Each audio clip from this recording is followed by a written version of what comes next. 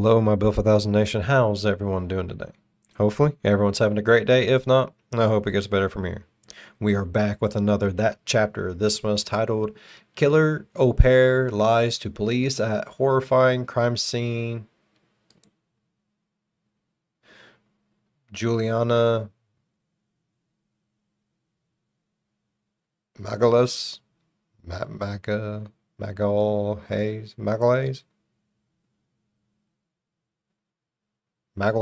I don't fucking know. Words, bro. It's a word I don't fucking know. I'm done. I'm over it. I'm out. Let's get into it. Go ahead. Turn them lights down low, but on something comfy, cup with something special.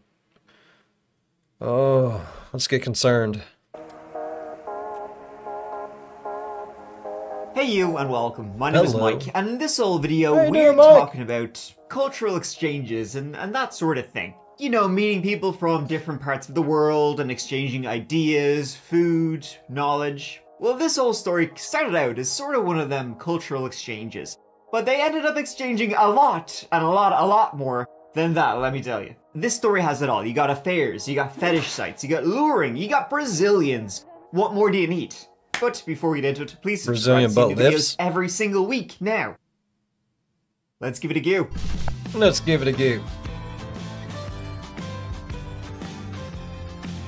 Au pair murders. To Virginia we go, a town, if you can believe it, by the name of Herndon. Herndon? It lies close to Dulles Airport to the west of Washington, D.C., and to this day it is home to about 24,000 people. It's a picturesque place with its buildings and trees and other yokes. You know, life moves a little slower out there in a place like Herndon, you know, with its picturesque and its charms. It's a very appealing place for a double murderer. Though that probably wasn't, like, you know, their dream or whatever. But they made it their reality. Hey, that might have been their dream. This story took place on the morning of February 24th, 2023, which was a Friday. Huh? Do you? In a nice big house on Stablebrook Way, an upper-class neighborhood in South Herndon, this 911 call was made around 7:47 a.m. Fairfax County 911, where's our emergency? Hello, Fairfax County 911.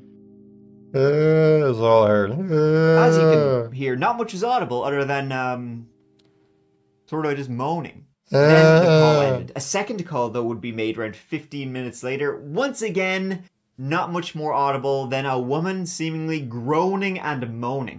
She sounded like she was too upset to even give the address of, you know, where she needed emergency services to haul ass to. That was, though, until a male voice, took over the line, and he gave the 911 operator the address.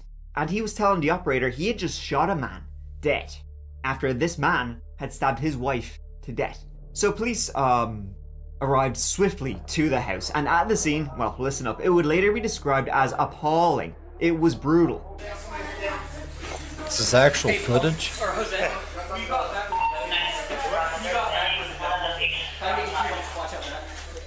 a dog back there.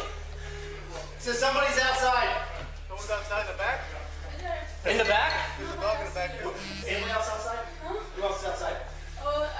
Nobody's outside. Anybody over here? And here. Stay here. Ben. Hey, Stay right here. who is the shooter? Who shot who? Brendan, he's an officer. I got a blowout kit if you need it. Bring it up. Is there anyone else in the house? Any kids in the house?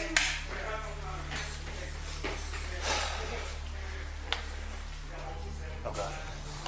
Yeah, if you want, I'll hold down here. Okay. Bring her down here and we can get info directly from her. Hey, help me. Can you come down with me? Anybody else have a blowout kit? She's breathing. She's got a lot of stab. I think Zach just say My We're getting the ambulance here now. My host kid is downstairs. Okay. I'm in here. How old's your host kid? She's 4.5. Four and a half? Where is she? I need to talk to her. She doesn't know anything. What's Can we get her and we'll go outside? Yeah, I'm gonna get her. Where do we look? She's grabbing their 4-year-old. We're gonna go outside. Okay. She's 4, please. It's okay. Yeah. She's just 4.5. I know this is hard. Let's get her outside, and then I need to get some information from you. What the fuck? In this house were bro? 5 people, 2 of them dead. But though one person was butchered, it might be a better way of putting it. And sure, you know yourself, like, this isn't the kind of place where this sort of carries out. Evidently it is. Or it wouldn't happen. In the home was Brendan Banfield and his wife Christine, their 4-year-old daughter, their au pair, Juliana Peres Magalhaes, and another man, Jospeh Ryan. It was Christine Banfield and Jospeh Ryan who lay dead on the floor. Christine had been viciously stabbed to death. Jospeh Ryan had been shot twice and killed. It's okay. Just breathe, okay? Here, let's go out this way. So, hey, do you want to hang out with that officer right there? Fly back around front corner. To take over? Good. Still breathing. Sorry? Still breathing. Still breathing?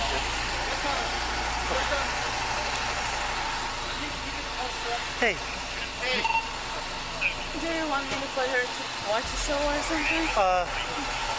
if you just want to tell me quickly what happened, I don't really know what happened. Everything happened too fast. So who, what, why, and I have a lot more questions. Well, That I poor hear you're child. barking, big dog. Let's find out together. Alright. The gonna home get at fucked up, ain't 13230 Stablebrook Way in well-to-do Herndon was owned by Brendan and Christine Banfield, Oh, cute little family. 39 and 37 respectively, Baby. and together they had a 4-year-old daughter named Valerie. Christine, she worked as a pediatric ICU nurse and was well known as a devoted mother and a very neighborly sort who'd be Gangsta. really involved in play Hell dates yeah. and local moms, all that sort of jazz. She would be the type of mom who would organize, events in the neighborhood for all the kids to partake in. Before she was That's a Banfield, she awesome. was a Benson from Ronkonkoma, Long Island.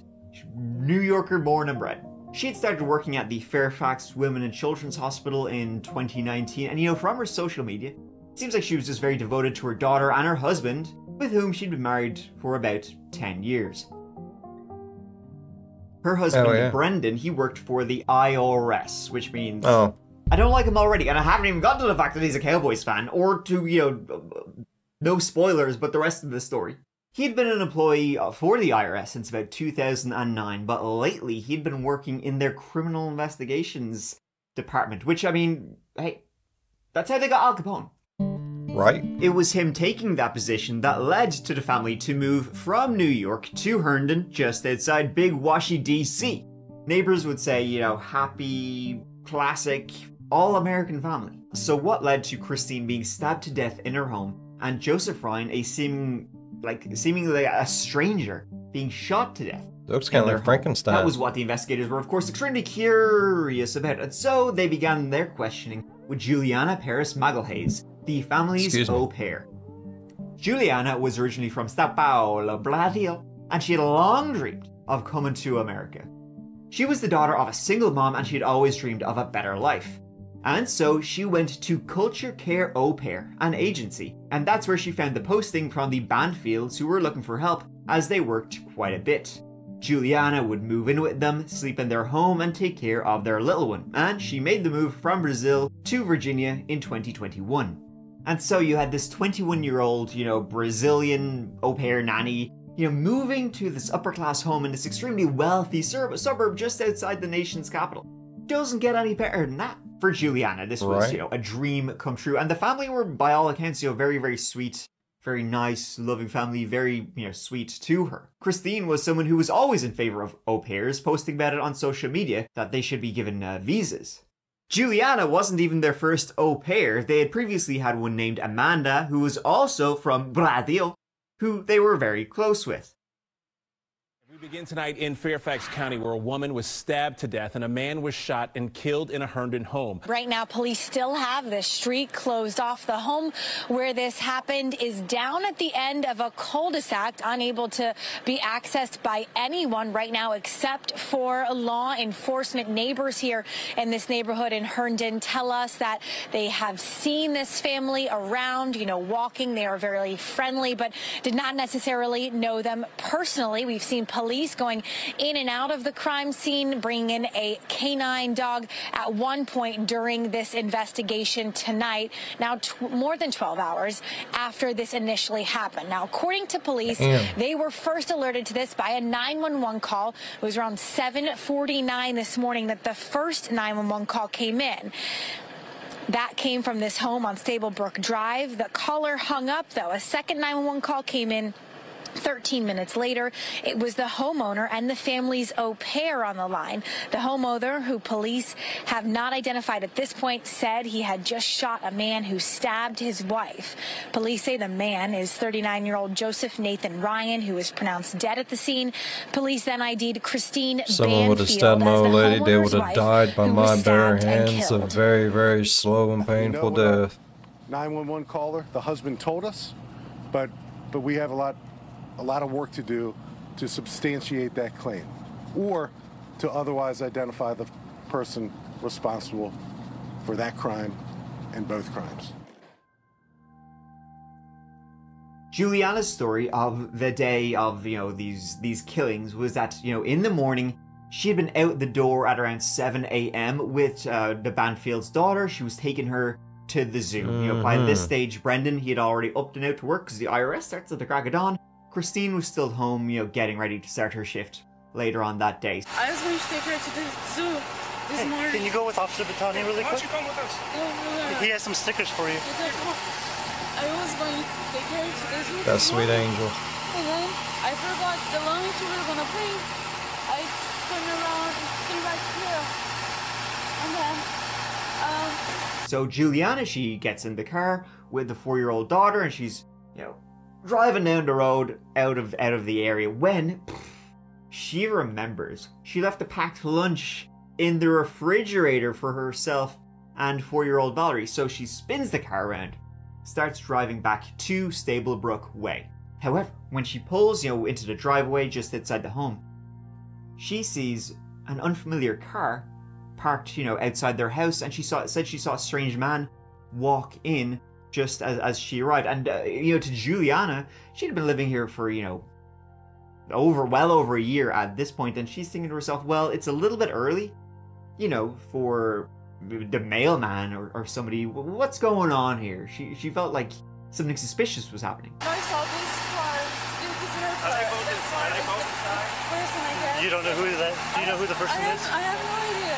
And then I saw his car, called her to see what's going on because it's early in the morning, like, who was here? And then it was straight to voicemail. I called Brendan, it's her husband, he's up there. I told him, I see a strange car, but I don't know who is that. Can you please come here? I'm scared. I was in the car. And then... So Juliana, she gets her cell phone, tries to call Christine, who's in the house, but no answer. Then she calls Brendan, who's at work. And Brendan says, yeah, don't like that at all. He goes home, and then Juliana waits till he arrives, and they head into the house. Juliana goes down to the basement with their 4-year-old girl, and she says she hears like screaming, all sorts of commotion coming from upstairs. She said she heard what sounded like Brendan saying, "Drop the knife." He came here, and then we went inside. The guy, I don't know who it is, he was spanking her. I was just here. Were you here when it happened, or did you walk up in there and that's how they were? Yeah, he went upstairs first, and then I went to see what is going on. I left the basement, and then when I went upstairs, Brendan was saying, "Police, drop the knife." So, Brendan's a police officer. Yeah, he's an officer. Is he with Fairfax? No. Where's he an officer? I don't know. I think it's he was officer in Vienna. Vienna? Yeah. Okay. 1 second. I'm gonna get. Okay. Do you need anything else right now? Not right now. The guy who shot is they think a Vienna police officer. So we got to think about that. That car, we don't know who. That's the guy who came up here that started the issue. This car is the outside guy. The silver car. These two. So this is their car. That is the guy who came here. Okay. Juliana said she ran upstairs, and Brendan quickly told her, grab the second firearm from the safe. He gave her the code. Juliana ran, she got their other gun, and then she sees in the bedroom this guy with a knife to Christine's throat. Brendan fires a shot, then Juliana fires a shot. They unload it on this sumbitch. Yelling at each other. He was saying like, drop the. I'm sorry, my first English is not English. No, you're doing really well. He was saying drop the knife or the gun? the gun. Yeah, and Brendan said, no, police, don't drop the knife. And he was saying, I'm gonna kill her, I'm gonna kill her. And I don't know, he started stabbing her. I think Brendan shot him. Looking to the left a lot, bro. And he asked me help to shot him too because... You're not making eye contact. It's okay. You don't have to get it all out right now. I never saw her before. Like, you didn't see the girl before either? No, so the guy and the girl you don't know? She's my boss. Okay. But I never seen it before. Like, it's a lot of blood. Okay. This mystery man, armed with a knife, covered in Christine's blood, he then soon lay dead on the floor. He'd been shot 2 times. Once in the head by Brendan, a second shot then to the chest, which was Juliana's shot. That was actually the kill shot that got him. Oh, yeah. Sadly, however, Gangsta. Christine too lay dead on the floor of her bedroom, stabbed to death. So, had this been, you know, a home invasion or something, yeah, a robbery? Who was this guy? His name was Jospeh Ryan, 39 years of age, and not much is known about him, really, other than he was an animal lover and very close with his mother. Described as an old-fashioned guy. He was also, with his friends, pretty open about his, you know, sexual interests, and especially his fetishes, of which he had many. Mainly, Jospeh Ryan was active on the website called FetLife, where he went by the username TacoSupreme7000, which, frankly, I can't think of many names less sexy than Taco Supreme. Digging into Joseph's life, particularly his, you know, kind of sex life, they found that on his FetLife account, about a month earlier, before, you know, his death and Christine's death, he'd begun messaging another account on the website. The account was by the name of Anastasia9. The profile picture for the account Anastasia9 that he'd been messaging for about a month leading up to this, well, the profile picture was Christine Banfield. Had Christine secretly been using a fetish website behind her husband Brendan's back? It would turn out that on the app Telegram, Joseph and Anastasia9 had been messaging each other a lot, talking about like rough sex, you know, bondage, and blood play, which involves knives. And you know, this Anastasia woman would say, oh, she was married, but she could, you know, fool around with whoever she wanted, whenever she wanted. Anastasia9 and Taco Supreme 7000, they even voice called at one point. Ultimately, then, they decided to meet up that February morning with Anastasia, you know, texting Jospeh Ryan her address on Stablebrook Way. So, was this like some fetish roleplay gone wrong? You know, Brendan was at work, Juliana had gone to the zoo with her daughter, Christine invites this guy over and something goes wrong? Was Christine Anastasia9? Nope. Was she Anastasia9, me arse? Nope. It was the Brazilian lady. Guarantee it. The police, over months, would learn a lot about Brendan and Juliana, including the fact that within a few days, Juliana was now sleeping in the same bed as Brendan. Had been, in fact, behind Christine's back for a few months before the killings in their home. The police would learn that Brendan and Juliana had become intimate soon after she moved in. They even had little getaways, just the two of them, while Christine was none the wiser. Over time, allegedly, it appears they planned to get rid of Christine. Instead of divorcing her, of course, which is kind of the logical thing, divorce normal? No. Not on these shows, they planned bro. Other things included, well, they made quite a few trips to the gun range together before this, and the months leading up to it. Now, there's been no actual mention of it yet, but in a regular old divorce situation, you are missing out on the classics we see all the time. Classics like...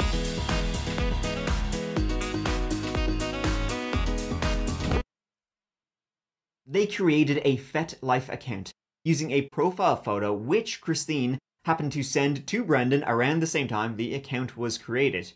So we can only imagine that was Juliana or Brendan pretending to be Christine, talking to Jospeh Ryan, even voice calling at one point.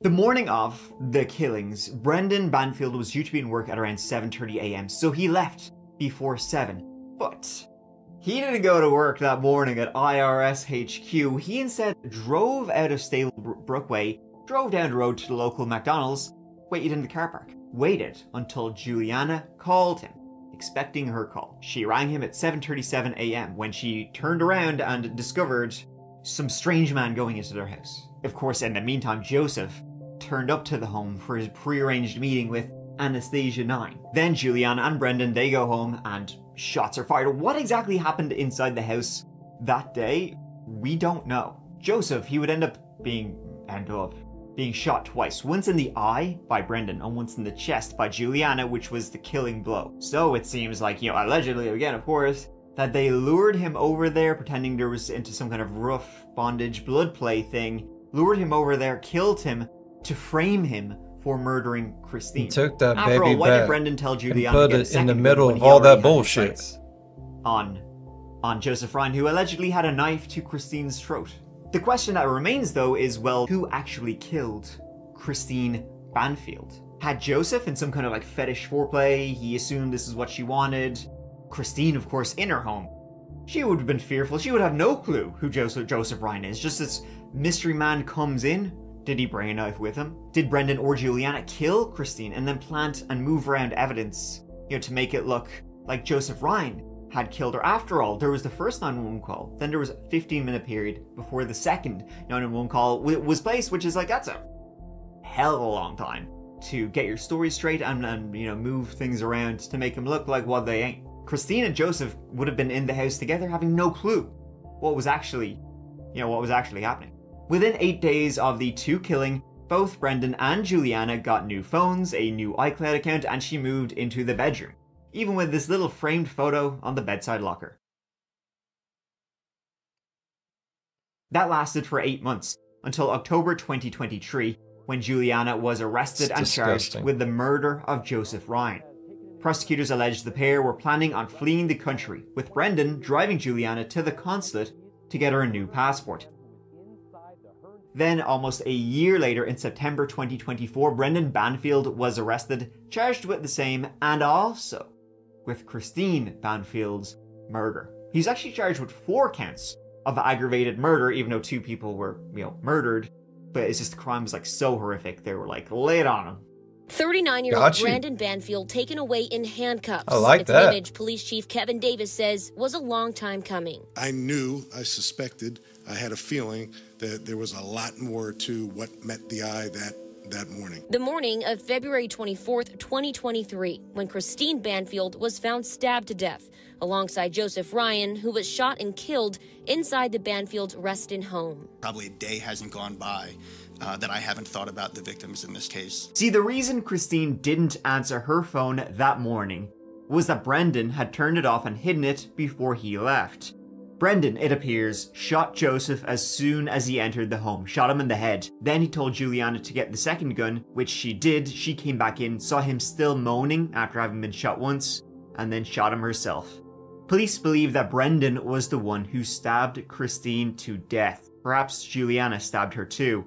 The first 911 call, that was made accidentally. Brendan didn't have the scene the way he wanted it, hence the 15-minute wait till the next 911 call. The plan to kill Christine was allegedly in motion since autumn 2023, so for about 3 or 4 months. Bro. Apparently Juliana did try to back out of the murder plot at times, but Brendan said he wasn't having it. It's too late. This murder train already left the station. In October 2024, however, after a lot of emails to her mom back in Brazil about how sick she was of the jail, Juliana agreed to a plea deal, if you can believe that. She pleaded guilty to manslaughter in the death of Jospeh Ryan, so her charges were downgraded. In fact, if Juliana Peres Magalhaes continues to cooperate with the authorities in the case against Brendan Banfield, as she's been doing so far, she likely will do 0 jail time whatsoever. Sure, isn't that just great for her? She will be sentenced in March, and Brendan Banfield, he was arrested in September 2024. Under every single questioning he has been, given, he has pleaded the fifth. He has said nothing about anything. So who knows when his trial will actually go ahead. But, I mean, if Juliana cooperates, woo! Hey, he's fought. Good for him. And Sinead, that is the case of the au pair murders to date. As I said, no can't news wait on to a hear trial what else for is gonna Brendan. go on in Likely this will shit. be a while, and Juliana will testify against him, it appears, so she can be free herself. One of the worst things about these kind of cases are, of Can't course, trust the IRS, kids that are bruh. left I've been saying it behind. for Their years. 4-year-old daughter, with a mom taken from her, and a dad who took himself away by choosing to commit Fucking murder. trash motherfucker, Likely man. he, Brendan Banfield, When you have kids masterminded involved, the suck it entire the fuck thing up. Just so get he a could run divorce. away What the with his fuck is wrong with younger y'all? Brazilian girlfriend. He masterminded the murder of his own wife, created this fetish life account, allegedly, of course. Created this fetish life account under the brilliant, bright spark idea of using this to lure somebody into the house who they could kill and then make it look. Folks, this is batshit bananas, this one. Boom. And it would be sad if it wasn't so Boom. tragic. And I mean sad, when I say sad, I mean like loser sad for Brendan, who seems like he's having like some midlife crisis or something. Buy a Ferrari. You know? Right? Don't A murder motorcycle. your wife and some random guy. Kill off the yourself. internet. Likely we'll get a lot more answers to all the questions we You have about this ruined case a when it poor, goes forward. innocent and Juliana little herself angel's testifies. But until life. You keep an eye killed on your your wife. affairs, on your husbands, You on killed your an wives, innocent man that and knew also, of nothing course, about on shit. your fetish sites, I guess. because- Motherfucker deserves Why not? hell. He deserves everything. I mean, ah.